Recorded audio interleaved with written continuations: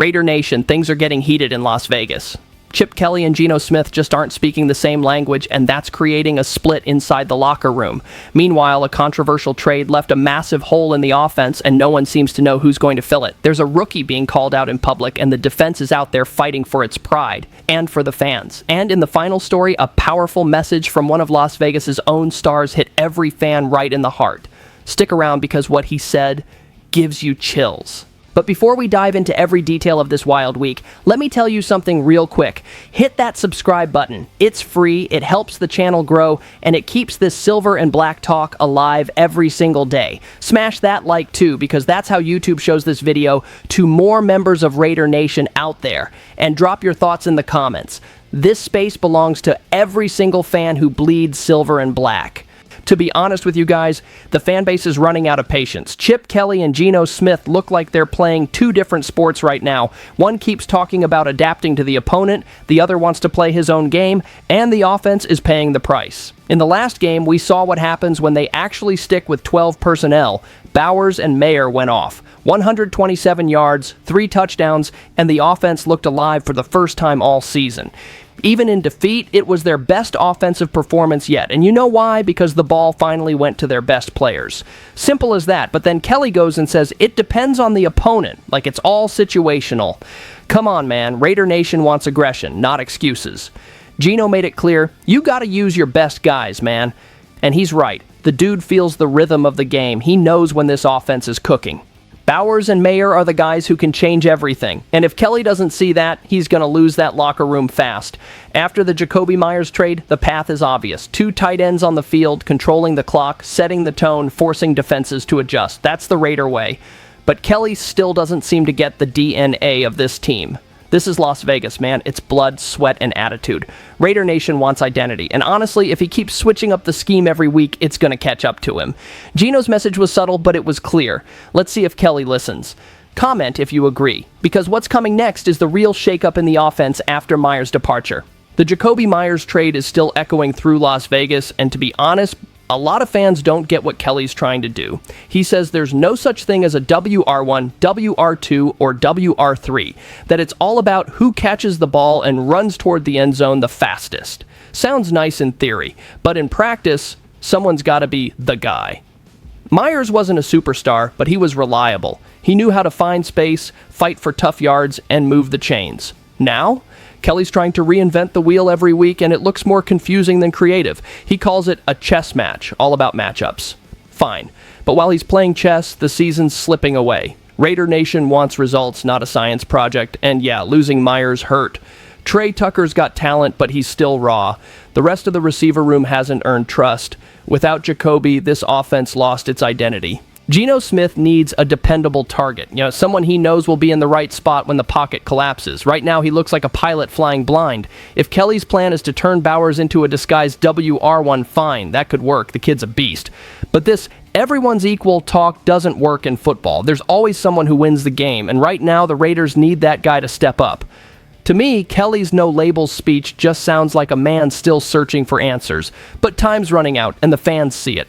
Comment if you think Kelly's lost in this no WR1 mindset, because up next, we're talking about a rookie who just got a golden chance to prove he belongs, Dante Thornton. Now this one's tricky. Dante Thornton came in hyped, tall, explosive, strong. Everyone thought he'd be that new deep threat the Raiders needed so badly. But last game, he didn't even suit up. Pete Carroll said it was about special teams contribution. Yeah, that sounds more like a message than a football decision, and honestly, Raider Nation caught it right away. When a rookie built to stretch the field isn't even active, something's off, especially when the offense is desperate for playmakers. Carroll tried to downplay it, saying it was just 1 week that he wanted to get Tyler Lockett out there. Sure, but we all know what that really means. Thornton's on notice, the coach confirmed he'll be back this week against the Broncos, and the message couldn't be clearer. Just play football. Translation: forget the pressure, just go out there and ball. The issue is, patience in Vegas doesn't last long. The fans want production, and the numbers demand it. Sitting at 2-6, every mistake feels 10 times heavier. This is Thornton's chance to change his narrative. With Meyers gone and the offense searching for direction, the door's wide open. He just has to walk through it, and grab it, literally. If he locks in, plays fearless, and becomes that deep ball weapon Geno can trust, he'll make a name for himself fast. And to be real, I like his upside. But talent without drive means nothing in the NFL. This week's a turning point for him. Either he proves he's part of the rebuild or he fades into the background. And with Denver coming in hungry, there's no time for warm-ups. Keep your eyes on this one. Things are about to get real. Yeah, it hurts to say it, but this season hasn't lived up to expectations. If someone told you back in August that the Raiders would be 2-6 halfway through the season, you'd laugh. With all the offseason additions, this was supposed to be a playoff chase, not a top draft pick conversation. But even in the chaos, there's a little light. Brock Bowers, for example, is that light. Despite missing a few weeks with injury, he's been on another level. According to PFF, he's got the highest grades among all tight ends with over 200 snaps, and you can see it. Presence, confidence, leadership. When he's on the field, the offense looks alive. The energy shifts, the team believes again. And on defense, who would have thought Jamal Adams is reborn? Many thought he was done. But Pete Carroll found a new role for him, a hybrid linebacker unleashed to attack. And it's working, a 72 PFF grade, just over 110 yards allowed in coverage. He's a difference maker again, a veteran showing heart in a rough year. Sure, it doesn't erase the overall mess. The team still struggles to finish games, and the defense can't hold leads. But at least there's a foundation. Bowers is the future. Adams is the fighter. That's the identity fans want, grit, heart, and pride. And honestly, seeing those two shine through the storm gives you a little hope. Maybe it's not a talent issue. Maybe it's leadership. The front office better recognize what's right in front of them. There's leadership inside that locker room. What's missing is direction outside of it. And hold on, because if that part got you thinking, the next story's about a name every Raiders fan still loves. Derek Carr, and what he just said will hit you right in the soul. Man, this one stings. Derek Carr opened up about his time with the Raiders, and you can feel the emotion in every word. He wasn't perfect, everyone knows that, but he also wasn't the problem people made him out to be. After 9 years leading this franchise, he retired due to a shoulder injury, but his love for the silver and black never left. Now he revealed that he dreams of signing a one-day contract to retire as a Raider. That's goosebump stuff right there.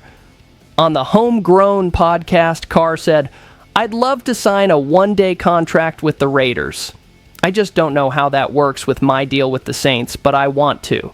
That shows how much he still carries the shield in his heart, even after everything. Even after the criticism, the trades, the heartbreak. And get this, the Bengals actually reached out to him after Joe Burrow got hurt, and Carr still stayed quiet. No headlines, no drama. He just wants to say goodbye the right way, in the place where it all started. Raider Nation feels that because deep down, everyone knows Carr always embodied that just win baby spirit. Now think about this. What if he came back for one more season? Geno Smith hasn't proven much. The front office could easily move on at the end of the year, and the team might have to choose between drafting a rookie or bringing in a vet to guide the room. Carr, at 34, still has gas left in the tank, and he knows Vegas like no one else. Even if it's just a short-term deal just to pass the torch, a lot of fans would be all for it. Pete Carroll respects him deeply, and honestly, seeing Carr retire wearing silver and black would be poetic. A full circle ending for a guy who took hits, kept fighting, and never ran from the game. Drop a comment if you think that reunion should happen, because for a lot of fans, Derek Carr never stopped being a Raider. He just wore a different jersey for a while. When you put everything together, you can feel how much this team still gets under our skin.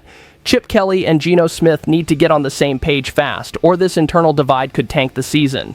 The Jacoby Myers trade exposed a leadership gap in the offense, but opened doors for hungry young guys like Dante Thornton to step up. Brock Bowers and Jamal Adams are the heartbeat of this team, proof that there's still soul in Las Vegas. And Derek Carr, man, he reminded everyone that being a Raider is more than a contract, than it's a bond that never fades.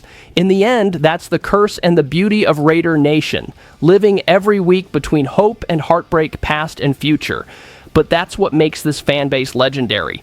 So drop your thoughts in the comments. This is your space for everyone who bleeds silver and black. This team hits us in the heart every single week.